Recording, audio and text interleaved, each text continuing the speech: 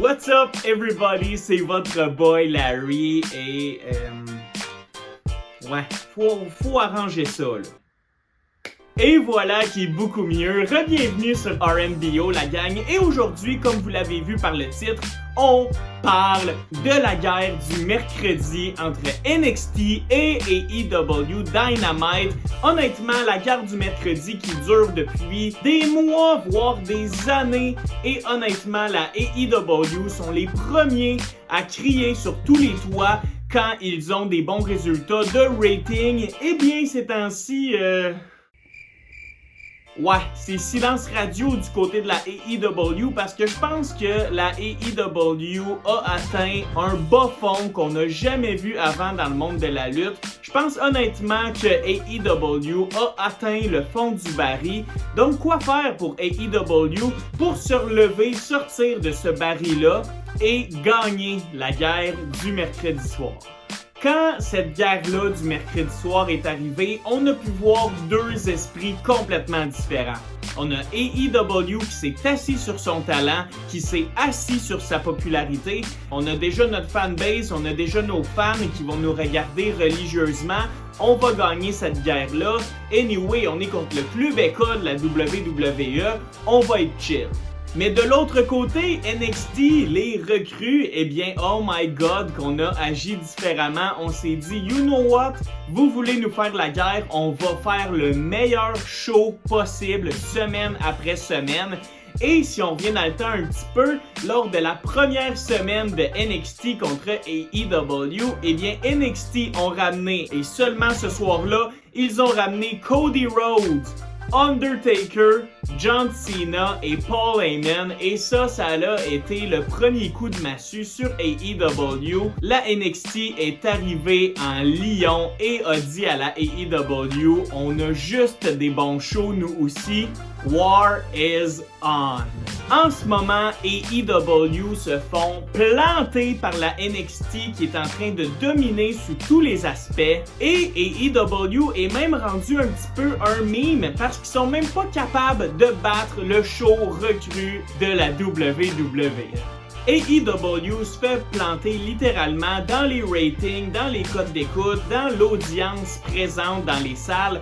Honnêtement, je vais décortiquer ce qui cloche avec la AEW et qu'est-ce qui va bien du côté de la NXT. Eh bien, le premier problème de AEW, c'est qu'on book des arénas beaucoup trop grosses. Je pense que Tony Khan a la mentalité de booker les arénas de hockey qui peuvent contenir 19 à 21 000 personnes. Et honnêtement, on a de la difficulté à accueillir plus que 4-5 000 personnes, ce qui est un problème pour la compagnie. Le show a de l'air vide, le son est pas bon, on manque d'ambiance flagrante. Tu peux avoir la meilleure lutte du monde, mais si on sent pas la foule investie ou proche du ring, eh bien il manque un petit mordant. Et si on regarde de l'autre côté, NXT, eux, c'est tout le contraire. Ils ont été très longtemps au Full Sail Studio à Orlando dans une petite place de genre 1000 personnes max. Ça a été très stack. Ça a donné un show style ECW où tout le monde était vraiment proche l'un de l'autre, centré vers le ring. Ça donnait une très belle ambiance. Et là, NXT a commencé à aller sur la route, donc aller dans plusieurs arénas. Et honnêtement, on l'a vu une fois, je pense que c'était à Saint-Louis, l'aréna qui pouvait contenir 20 000 personnes et la WWE qui avait vendu, je pense, 9 000 billets. Eh bien, qu'est-ce qu'ils ont fait?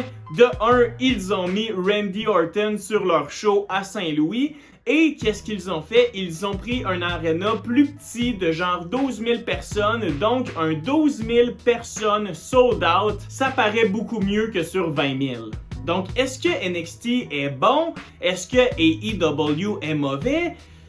Oui, les deux en effet, et je ressens vraiment que c'est de l'expérience qu'on a du côté de NXT à monter des shows, à se concentrer sur nous-mêmes et à builder des superstars. C'est ce que je pense fait la différence en ce moment, qu'on est plus investi envers NXT. C'est des bons matchs de qualité comme la AEW, mais c'est vraiment les 2 heures du show qui passent vite, qui sont bien montés. Il n'y a pas de moment boring dans le show et c'est ce qui fait que NXT NXT gagne largement la guerre du mercredi soir en ce moment. NXT ont pas peur de ramener des légendes. On a vu les Dudley Boys. Ils ont pas peur de faire beaucoup d'histoires qui vont pas juste converger vers le pay-per-view du mois. Ils vont mettre beaucoup de matchs de championnat, de matchs de stipulation dans leur show du mercredi. Et plus important encore, ils descendent des superstars du main roster. Je vous parlais de Randy Orton qui est venu faire un match à NXT. On a vu Cody Rhodes, on a vu CM Punk aussi quand c'était à Chicago. Bref, la WWE prend soin de NXT. On lui donne le respect et le talent qu'il mérite. Et c'est ce qui fait toute la différence en ce moment. Je ne vois pas comment AEW peut rebondir de ça. Je pense que la guerre est finie vraiment. Parce que si on se tourne du côté de AEW, ben oui, la qualité de match est super bonne, mais il manque une histoire à quasiment chaque match. Il manque d'investissement. Donc on voit des backflips, on voit des belles choses, mais on n'a aucune idée pour qui voter et pourquoi ces backflips-là sont importants.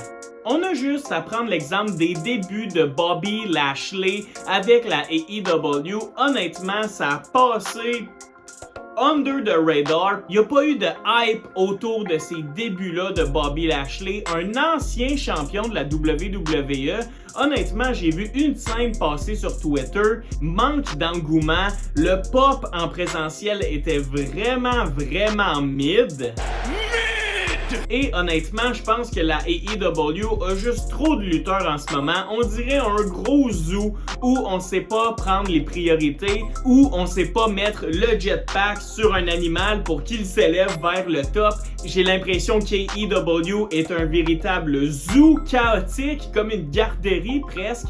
Et c'est ce qui fait en sorte qu'ils ont perdu la guerre du mercredi soir. Un manque de hype total qui est lié à un manque de storyline intéressant. On prend pas soin de son produit, alors le public ne prendra pas soin de la AEW.